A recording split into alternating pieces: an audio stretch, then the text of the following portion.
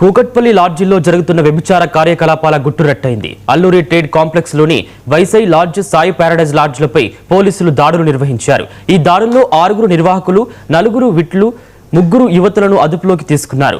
యువతులను సరఫరా చేస్తున్న 2 నిందితుల పరారీలో ఉన్నట్లు పోలీసులు తెలిపారు. వారి కోసం గాలింపు కొనసాగుతోందని, 2 లాడ్జీల యాజమాన్యులపై కేసులు నమోదు చేశామని వెల్లడించారు.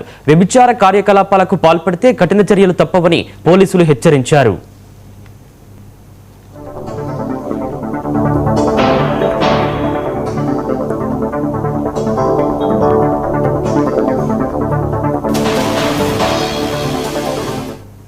హోటల్స్ ఉన్నాయి. అందులో ఒకటి భాగ్యనగర్ లో అల్లూరి ట్రేడ్ సెంటర్ లో ఒక 2 ఓయో హోటల్స్ ఉన్నాయి. అందులో ఒకటి వైసాయి కాటేజ్ ఓయో హోటల్ అని 3rd ఫ్లోర్ లో ఉంటుంది. అదేవిధంగా సాయి ప్యారడైజ్ అని అది 4th ఫ్లోర్ లో ఉంటుంది. ఆ హోటల్లో కేవలం ప్రాస్టిట్యూషనే ఎక్కువ నడుపుతున్నారు. అది కేవలం ప్రాస్టిట్యూషన్ కొరికే ఆ హోటల్స్ రన్ అవుతుందని మనకు ఒక ఇన్ఫర్మేషన్ రావడం జరిగింది.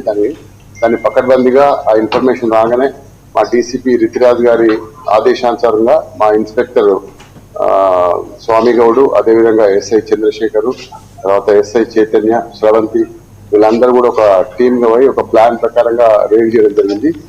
ఆ రైడ్ లో మనకు చాలా విషయాలు బయటకు వచ్చాయి. అందులో ఒక లేడీ ఆచంటి ఆమని అని ఆమె, అదేవిధంగా ఇంకో అతను మంగళి రాజేష్ అని, వీళ్ళిద్దరు కూడా ఈ విక్టిమ్స్ ఎవరైతే సెక్స్ వర్కర్స్ ఉన్నారో వాళ్ళని బయట నుంచి వెళ్ళి సెక్యూర్ చేసి తీసుకొచ్చి ఇదే హోటల్ ఎవరైతే తీసుకొని నడుపుతున్నారో వాళ్ళ నాలెడ్జ్ తోటే వాళ్ళకి తెలిసే ఈ వ్యాపారం దాన్ని కొనసాగిస్తున్నారు. అందులో వీళ్ళు కొంతమంది కస్టమర్లను తీసుకురావడానికి ఒక 4 మెంబర్స్ ను బ్రోకర్స్ గా యూటిలైజ్ చేసుకుంటూ ఇది బిజినెస్ కొనసాగిస్తా ఉన్నారు. ఇందులో అమ్మాయి వాళ్ళ దగ్గర నుంచి వచ్చిన ఆదాయంలో ఆ హోటల్ యజమానులు, అదేవిధంగా ఎవరైతే యాచంటే ఆమని, అదేవిధంగా ఈ నాగరాజు, ఈ ఎవరైతే ట్రాన్స్పోర్టర్స్ ఉంటారో వీళ్ళందరూ కలిసి